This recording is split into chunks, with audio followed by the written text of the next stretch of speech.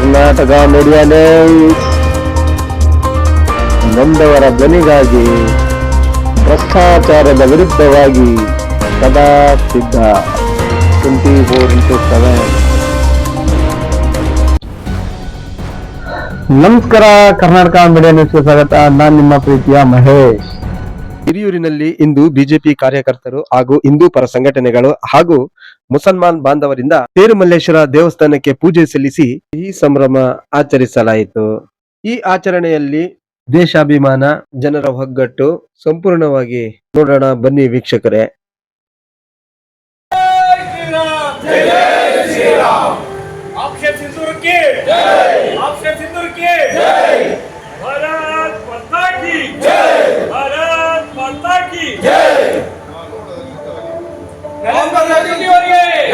ನರೇಂದ್ರ ಮೋದಿಜಿಯವರಿಗೆ, ಅಮಿತ್ ಶಾ ಅವರಿಗೆ, ಭಾರತದ ಸೈನಿಕರಿಗೆ,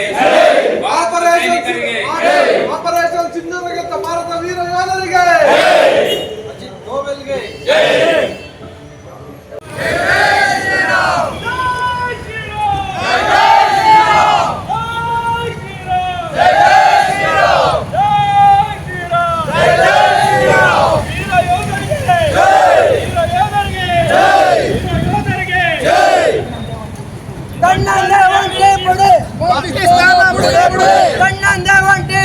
ಪಾಕಿಸ್ತಾನ ಪುಡೆ ಪುಡೆ ಕೇಳಿದರೆ ನೀರು ಕೇಳಿದರೆ ಕಾಶ್ಮೀರ ಕೇಳಿದರೆ ಕಾಶ್ಮೀರ ಕೇಳಿದರೆ ಕಣ್ಣಂದೆ ಒಂಟಿ ಪುಡೆ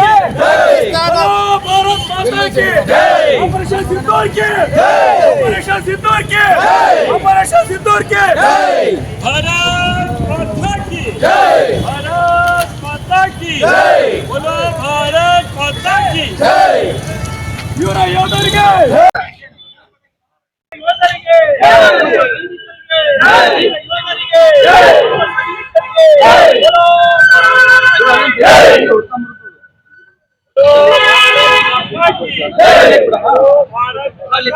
ಜೈ ನಮಸ್ಕಾರ, ಕರ್ನಾಟಕ ಮೀಡಿಯಾ ನ್ಯೂಸ್ಗೆ ಸ್ವಾಗತ. ನಾನು ನಿಮ್ಮ ಪ್ರೀತಿಯ ಮಹೇಶ್.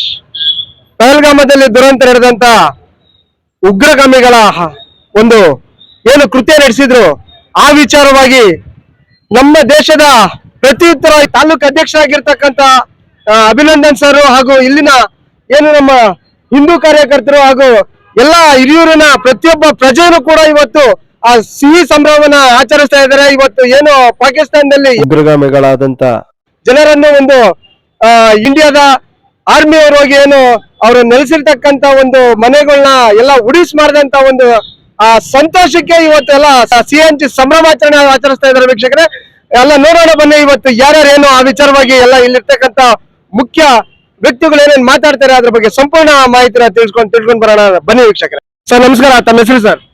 ನಮಸ್ತೆ, ಅಭಿನಂದನ್, ಹಿರಿಯೂರು ಬಿಜೆಪಿ ತಾಲೂಕು ಅಧ್ಯಕ್ಷರು. ತಮ್ಮೆಲ್ಲರಿಗೂ ಗೊತ್ತಿರ್ಬೋದು, ನಮ್ಮ ದೇಶ ಭಾರತ, ಈ ಭಾರತ ದೇಶದ ಸಿಂಧೂರ ಅಂತ ಹೇಳಿ ಏನ್ ಕರಿತಿದೀವಿ, ಜಮ್ಮು ಕಾಶ್ಮೀರವನ್ನ ನಾವು ಸಿಂಧೂರ ಅಂತ ಹೇಳಿ ಕರಿತಿದೀವಿ. ಆ ಸಿಂಧೂರದ ತಿಲಕದ ಮೇಲೆ ಮುಸ್ಲಿಂ ಜಿಹಾದಿಗಳು ಕಳೆದ 22ನೇ ತಾರೀಕು ನಮ್ಮ ದೇಶದ ಹಿಂದೂಗಳನ್ನ 26 ಹಿಂದೂಗಳನ್ನ ಕೊಲ್ಲಲ್ಪಟ್ರು. ಆ ಒಂದು ಕಾರಣದಿಂದ ನರೇಂದ್ರ ಮೋದಿಯವರ ಸರ್ಕಾರ ಅವತ್ತೇನೆ ಪ್ರತಿಜ್ಞೆ ಮಾಡಿತ್ತು. ತಮ್ಮೆಲ್ಲರಿಗೂ ಗೊತ್ತಿರ್ಬೋದು, ಅವತ್ತೇ ಏನಂತ ಪ್ರತಿಜ್ಞೆ ಮಾಡಿತ್ತಂದ್ರೆ, ಯಾರು ನಮ್ಮ ದೇಶದ ಹೆಣ್ಣು ಮಕ್ಕಳ ಸಿಂಧೂರವನ್ನ ಅಳಿಸಿದರೆ ಅವರನ್ನ ಸುಮ್ಮನೆ ಬಿಡುವಂತ ಮಾತೇ ಇಲ್ಲ ಅಂತ ಹೇಳ್ಬಿಟ್ಟು ಹೇಳಿತ್ತು. ಆ ಒಂದು ಮಾತು ಹೇಳಿ ಇವತ್ತಿಗೆ 15 ದಿನ ಆಗಿದೆ.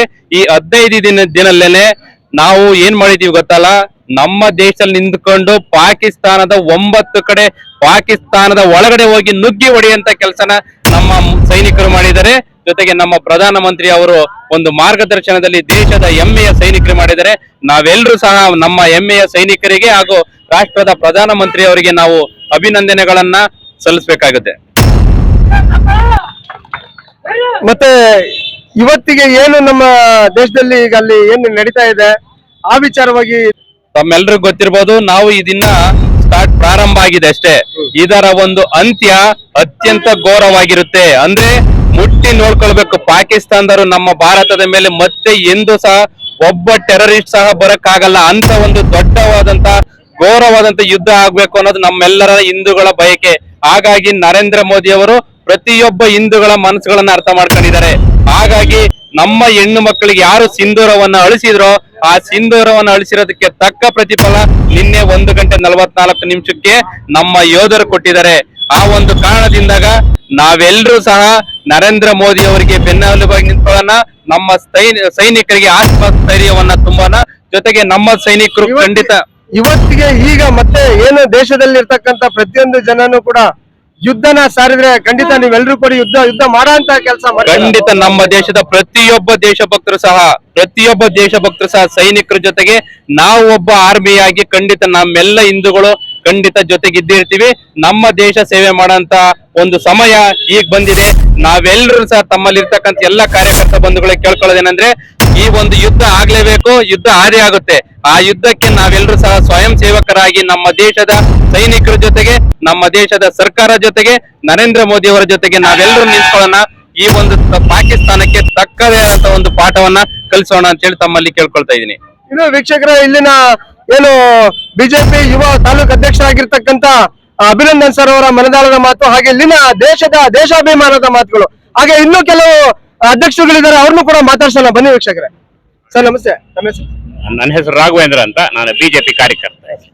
ಇವತ್ತು ಭಾರತ ಬದಲಾಗಿದೆ. ಇವತ್ತು ಹೇಳಿ ರಾಷ್ಟ್ರವಲ್ಲ, ಇವತ್ತು ಕೈ ಕಟ್ಕೊಂಡು ಕುತ್ಕೊಳ್ಳುವಂತ ದೇಶವಾಗಿಲ್ಲ. ಇವತ್ತು ಹಿಂದೆಲ್ಲ ಆಕ್ರಮಣಗಳಿಗೆ ನಾವು ತಲೆ ತಗ್ಸಿದ್ದು ಉದಾಹರಣೆ ಇದೆ.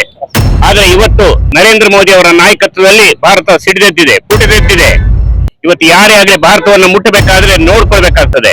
ಈಗ ಪಾಕ್ ಉಗ್ರರು ಮಾಡಿದ ದುಷ್ಕೃತ್ಯಕ್ಕೆ ಮೊನ್ನೆ ಪೆಹಲ್ಗಾಮ್ನಲ್ಲಿ ಧರ್ಮವನ್ನ ಆಧರಿಸಿ ಯಾರಾದ್ರೂ ಹಿಂದೂಗಳನ್ನ ಕೊಲೆ ಮಾಡಿದ್ರು ಅದಕ್ಕೆ ಪ್ರತೀಕಾರವಾಗಿ ಇವತ್ತು ಆಪರೇಷನ್ ಸಿಂಧೂರ ಯಶಸ್ವಿಯಾಗಿ ನಡೆದಿದೆ.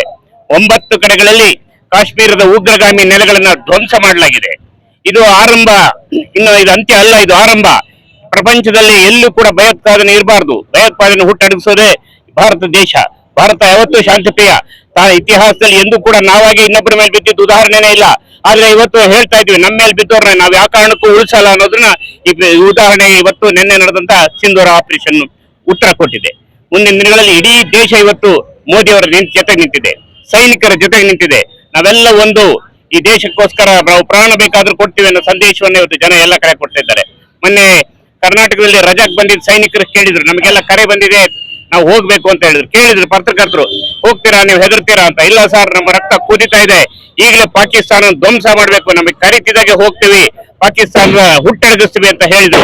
ಇದೆಲ್ಲ ನಮ್ಗೆ ಸ್ಫೂರ್ತಿಯನ್ನ ಕೊಟ್ಟಿದೆ.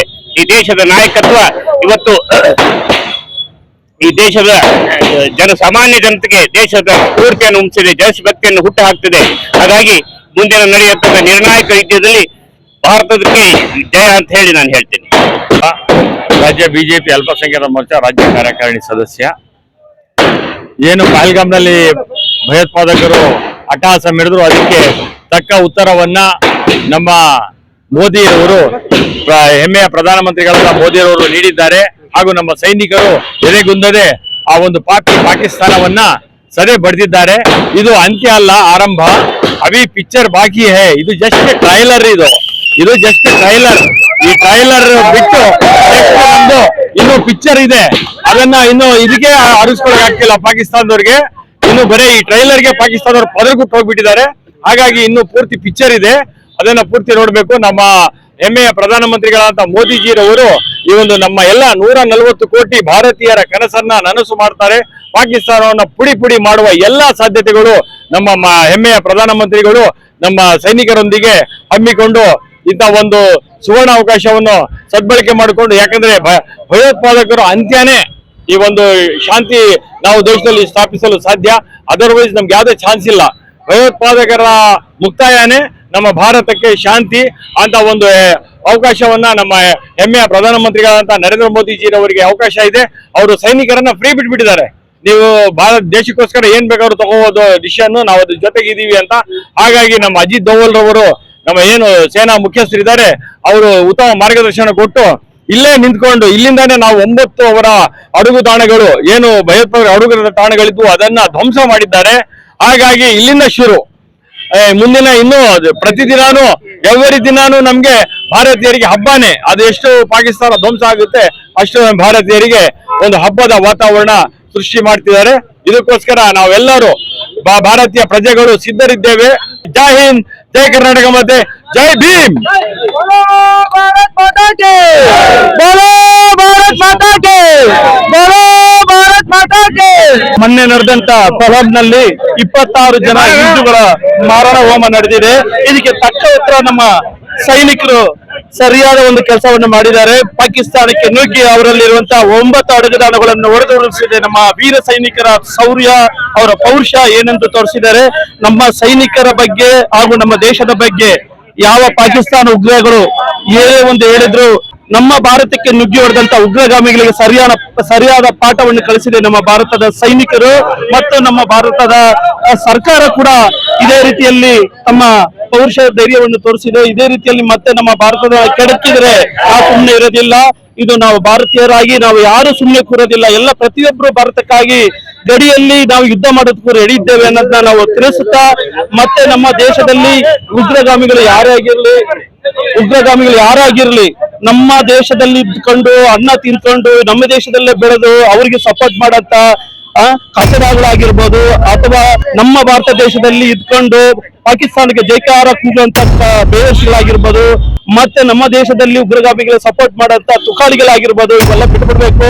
ಸರ್ಕಾರ ಇದೆ, ಸರ್ಕಾರ ಸುಮ್ಮನೆ ಬಿಡೋದಿಲ್ಲ. ಎಲ್ಲರಿಗೂ ತಕ್ಕ ಶಿಕ್ಷೆ ಕೊಡುತ್ತೆ. ಇನ್ನು ಮುಂದೆ ಭಾರತದಲ್ಲಿರುವ ಪ್ರತಿಯೊಬ್ರು ಕೂಡ ಹಿಂದೂ, ಮುಸ್ಲಿಂ, ಕ್ರಿಶ್ಚಿಯನ್ಸ್ ಅನ್ನೋದು ಬೇರೆ ಭಾವ ಇಲ್ಲದೆ ನಾವೆಲ್ಲರೂ ಭಾರತೀಯರು ಅನ್ನೋ ಕಿಚ್ಚಿನಿಂದ ಬದುಕಬೇಕು. ನಮ್ಮ ಭಾರತ ದೇಶದಲ್ಲಿ ನಾವು ಒಂದಾಗಿ ಬದುಕಬೇಕಂತ ನಾವು ಕೇಳ್ತಾ ಇದ್ವಿ. ಈಗ ನಮ್ಮ ಮೋದಿ ಸರ್ಕಾರ, ನಮ್ಮ ಕೇಂದ್ರ ಸರ್ಕಾರ ಒಳ್ಳೆ ನಿರ್ಧಾರವನ್ನು ಮಾಡಿ ಪಾಕಿಸ್ತಾನಿಗೆ ತಕ್ಕ ಉತ್ತರ ಕೊಟ್ಟಿದೆ. ಜೈ ಹಿಂದ್, ವಂದೇ ಮಾತರಂ, ಜೈ ಮೋದಿಜಿ. ಇದು ವೀಕ್ಷಕರೇ, ಇವತ್ತು ಹಿರಿಯೂರಿನ ಎಲ್ಲ ಬಿಜೆಪಿ ಹಾಗೂ ಹಿರಿಯೂರಿನ ಪ್ರಮುಖ ವ್ಯಕ್ತಿಗಳು ಹಾಗೂ ಹಿರಿಯೂರಿನ ದೇಶಭಕ್ತರು ಪ್ರತಿಯೊಬ್ಬರು ಇವತ್ತು ಹೇಳ್ತಾ ಇರ್ತಕ್ಕಂಥ ಒಂದು ಸಂಪೂರ್ಣ ವಿಚಾರ. ಬನ್ನಿ ಮುಂದೆ ಇದನ್ನು ಯಾವ ನಿಟ್ಟಿನಲ್ಲಿ ನಮ್ಮ ದೇಶದ ಹೋರಾಟ ಅದನ್ನು ಕೂಡ ಕಾದು ನೋಡೋಣ. ನಮಸ್ಕಾರ.